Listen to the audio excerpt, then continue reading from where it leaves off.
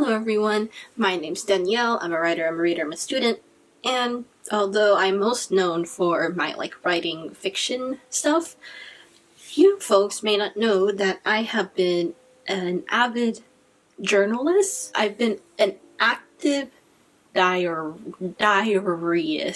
There's gotta be a better word for that.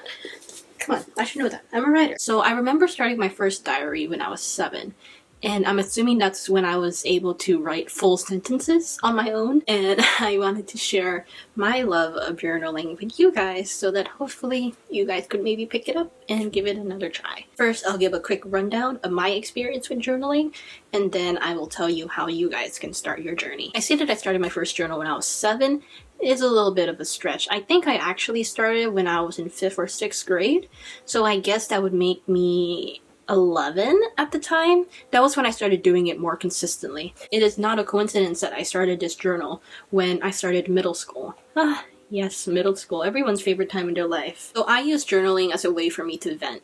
I wasn't incredibly close with family at the time. I was very confused. Additionally, a lot of the friends that I had at the time were superficial. We were like 12-year-old girls. Obviously, it was superficial. And during that time, that was when my disordered eating turned into an eating disorder. And I used my journal as a way to prove to myself that what was happening was actually happening. I feel that I loved and trusted. My caretakers would tell me these god-awful things, and I had to write them down as a way to prove to myself that it was real, that it happened, so that in the future they wouldn't be able to say, no, I never said that. Writing everything down proved to me that something was wrong. Because up until then, I had fleeting moments of, oh, that was weird. It was a way for me to have all of my evidence into one journal. One unforeseen thing that happened with me journaling was that I was able to recognize the toxic patterns that were in myself. I did a lot of my introspective personality on journaling. So journaling wasn't necessarily a way for me to fall in love with writing. That came later on. Rather, it was a healthy coping mechanism for me to cope with living every day. My next point is that if you did want to start journaling, just wanted to let you know that there's no rules. And I also grew up with Diary of a Wimpy Kid and Dork Diaries. So I realize this is stupid now, but I used to think that every single journal entry had to start with Dear Diary. I realized at one point, it's just fucking stupid. I didn't understand why I was just writing Dear Diary like I was writing a letter. It wasn't like I was gonna literally send a letter out to anyone. So I stopped. You know what? It helped a lot in helping me feel like there's no rules when it comes to journaling, and it's true. There are no rules. I've taped in receipts of movie tickets, plane tickets, that kind of thing. When I first started reading about how to start a diary, a lot of people were like, oh, there's no rules, you can do whatever you want. You can doodle in your sketchbook, draw what's around you. I have never been the biggest art person. That's just me. Never held that much of an interest in it. My journal entries tended to be just writing. Unsurprisingly, that's where I feel most comfortable in. And I understand that having no rules can feel paralyzing to a lot of people because they don't know where to start. To start, I would say follow the rules originally to see if that sticks. Eventually you'll find your footing. You'll take some stuff out, you'll take some stuff in. Quite frankly, it's a skill, and like any skill, it just takes time. Another thing that helped me when I was first starting to consistently journal was to figure out why I was doing it in the first place. I think it's important to set your intentions on any sort of lofty goal and to really figure out why you want to do the thing in the first place. In this case, it's journaling. This will help your motivation. And quite frankly, there's no wrong reason you want to do it for mental health benefits. A journal is fantastic for that.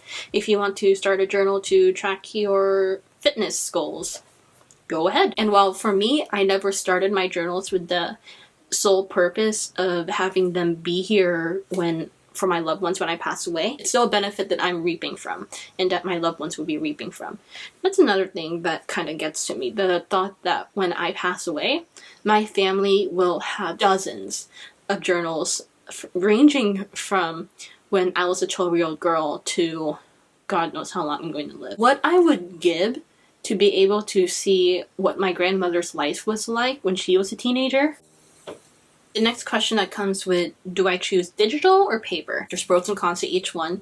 Digital, it's very accessible for most people. I think it's far more accessible if you're blind or, if you're dyslexic and you prefer to write with a certain type of font. Personally, I prefer paper. It definitely fuels my ego to see a bookshelf full of journals that is all just the history of my life. I like being able to staple in random receipts, like papers, origami things that I find around the house into my journal. I still have a bunch of notes that we passed around in middle school on random scraps of paper, just stapled into my journal. What wasn't necessarily important when I first started, but it's very important now, is that journaling is oftentimes one of the only times of the day that I can force my eyes off of a screen. Another thing that justified me writing on paper was the thought that diary writing was one of the only things that I could keep 100% private. When it comes to writing on Google Drive, nothing is private. It is what it is. And I'm not trying to say that to discourage you from writing a journal online. If that is what you prefer and that's your option, do it. Today, I still find that incredibly empowering with how much of our personal data is sold online. You can't control it. You have the next option of picking your stationery. You probably have no difficulty with this. It seems like everyone loves stationery. I would encourage you though to, use what you have. That is the most eco-friendly thing to do, is to use what you already have on hand. That might help to alleviate the pressure when it comes to journal writing. I know a lot of people that will buy these super expensive, super gorgeous notebooks that they want to journal in, and then it was so expensive that they're scared to write in it and ruin it. That's bizarre to me, because you bought the thing to do the thing, but now it's too expensive to do the thing in that you wanted to do the thing in originally. I don't get it. I always encourage using what you have already on hand. That might be a good thing for you if you're too intimidated by these really pretty stationery. Despite me preaching, use what you have, I only write with pens. I've discovered that over time, if you use pencils in journals, the pencil marks will fade. It's way more easier to smudge pencil over time and for it to fade over time as opposed to pen. One important reason for me is that I want to be able to read my journals later on in the future, despite how cringy, and I can't do that if I write all of them with pencil. If I have trouble reading some of my middle school diaries right now, I can't imagine what it's going to be like having to read 40, 50, 60 years later in the back of some storage cabinet or something. It'd be a beauty guru. Look at this baby. Beautiful, lovely. There you go. There you go. These are the cheapo ones. I'll put it on screen right here as well. I like these because they're very thin and I have quite small hands, so they fit comfortably. They're great. I write very lightly. I need something that I don't need to press down on, and I need something that won't smudge. It doesn't leak, it doesn't bleed through the other papers. It's perfect. I also like it when the letters look very thin. I find that it looks best with my cursive handwriting when the letters are thin. What type of journal do you want? Do you want it hardcover, softcover? Do you want it lined, dotted, gridded? Do you want it wide ruled or college ruled? What do you want? I am even more particular on my notebooks as opposed to my pens. It's a little bit ridiculous, but quite frankly, I've been journaling for this long. I know what I like. I need journals to be soft cover. I've tried hard journals before. It's okay. It's much more durable, but I want to be able to have a journal that can do a good flop. I like the soft cover because it's not as durable as the hard cover. I like it when it gets a little bit, not too much, obviously, but just a little bit destroyed. I think that it adds personality to a journal. It proves that it's been well loved. If you're another book publishing person, I think the name is Soft Touch Matte Laminate. That is my favorite type of feeling on books, and I also like that feeling for notebooks too. I like that velvety, smooth, like butter feel. I pick up a journal, and I need to be able to touch it without gagging, and I'm very sensitive to some textures more than others. This just happens to be something that I feel very comfortable with. So is leather. I think this is fake leather, honestly. I like the smooth, butter feeling as well. That's just me, though. It's not a deal breaker, but that's what I prefer. I also get college ruled paper only. I write in cursive. My cursive writing tends to be very small, so I'm just too itty bitty small. I also prefer A5s. That's the best size, in my opinion. Size doesn't matter. It does matter, and bigger is not always better. I also need to like the design on the front. For this one, this is just a pretty sunset with green and orange. I like the colors. Arrow. This is a while ago. I think this is my COVID journal.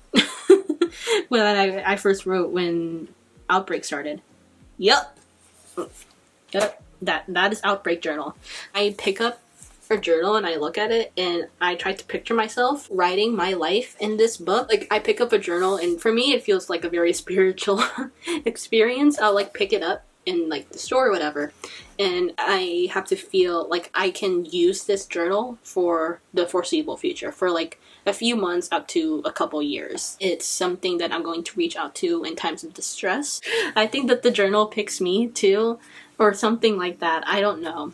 It feels very like spiritual when it comes to that personally. I don't take it very lightly when it comes to buying journals. I'm not someone that will buy journals frivolously just because I have that sixth sense, I guess. Anyway, we're gonna move past that because that's very weird.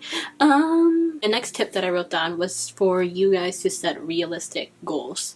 I don't expect you or anyone, quite frankly, to journal every single day. I don't journal every single day. I journal probably once a week now. I've been wanting to journal more, but that's what I do right now.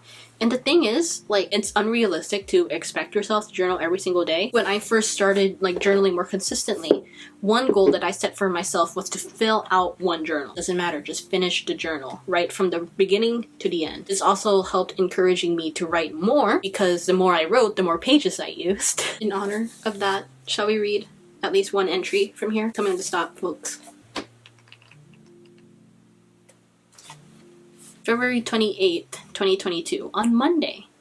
I'm heading back to LA tomorrow. I'm in a pretty good mood, honestly. It's a busy week, but I'm happy and a little anxious. I'm also thankful that I've been working really hard. I'm just thankful to Past Danny. I'm proud of Past Danny.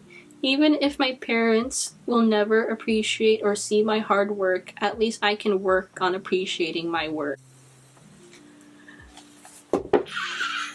Oh, I'm proud of Past Danny too. Oh my goodness, I genuinely did not expect to read that. That is actually the sweetest thing. You see, I wouldn't have gotten to do that if I didn't write. In short, start a journal. Doesn't have to be career related. It certainly can be, but journaling has helped me specifically in my personal life and my personal relationships, my health, etc. I love journaling. I have been journaling for far too long and I couldn't be happier with it. And if it weren't for journaling, I wouldn't have been able to read the sweetest diary entry. So yeah, thank you guys so much for watching. Please click on my face to subscribe, and all of my socials are linked below. And yeah, thank you guys so much for watching. Okay, bye.